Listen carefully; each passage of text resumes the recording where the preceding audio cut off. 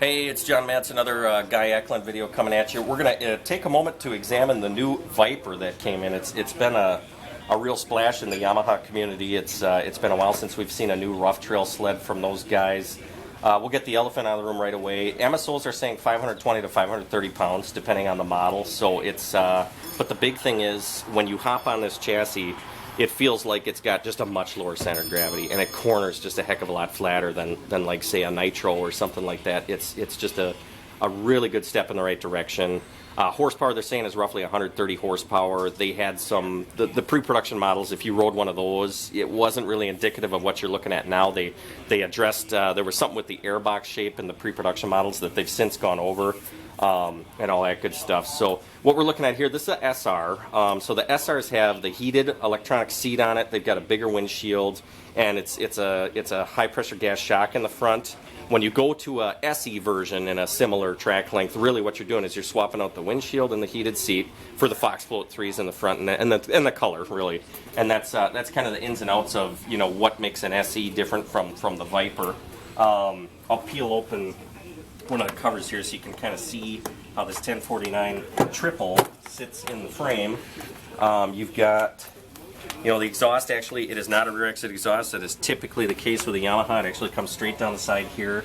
Oddly enough, not much louder than a Nitro, even though the exhaust path is obviously a lot shorter.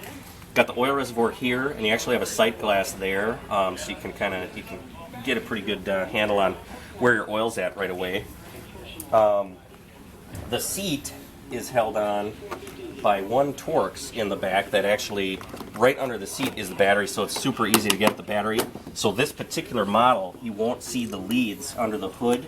They don't need to do that on this particular setup. If you come around the back on this one, you know, and here you'll see the heated seat switch on this one here, because this is a SR. They've got this little guy right here. You just undo, it's a welded nut in this little guy, and they give you the Torx for it. So you just take the lever out of the factory tool set, pop this open, you kind of pry this up, and the battery is right underneath here on this guy, which is a pretty handy location for it. If you come around to the other side, we'll have a look at the clutch side of it. Here, let's go this way. This guy kind of peels apart. There's a little threaded guy that we kind of undid before we did this because it just takes a while to unthread it, but then it just pops off. Just get it to go, and you've got, you know, coolant, you've got Yamaha clutches, kind of a different clutch cover venting. There's a little intake I noticed on the bodywork ahead of the clutch, so the clutch looks like it's very well vented, plus it's a Yamaha clutch, so it's you know, it should be nice. We've sent, I mean, this is January already, we sent 11 or 12 of these out the door already, and everybody's just been unanimously thrilled with the Viper so far. So you can kind of see it's a pretty straight shot at the clutches. We'll leave that here right now. We can have a peek at the gauges. The gauges do quite a lot. Pop this guy on, you get a little bit of the blue treatment, and really you've got like 4 quadrants going on here, and you got 4 buttons for each one, and you can kind of cruise through here. It's going through, you know, time, altitude. We'll just go speed on there. Over here you can go, you know, you've got time again, or you can switch it to a trip meter. I'm just going to put it on like an odometer or engine hours. So many things. Down here you got air intake temperature. It doesn't give out a numerical. It's just got like a graph. Nothing. Coolant temp, voltage, intake air temp, and up here you can kind of futz with mile an hour or RPMs. So I'll probably just leave that on RPMs. But lots of lots of capability with the gauge package. You've got a couple of, you know, different, you know, you got like the high beam indicator and stuff kind of tucked in there.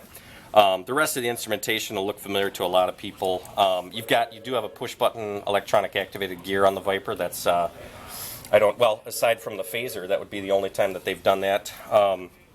So no lever or anything like that, but generally a really, you know, a fun sled, a new package, new rough trail package for somebody that wants to ride a little bit harder, or just, you know, looking for something new. The Viper is definitely your answer. It's been a fun sled to have in store this year. So if you have any questions, we're at 920-734-7134, and again, it's John at Eklund Appleton. Be happy to help you out.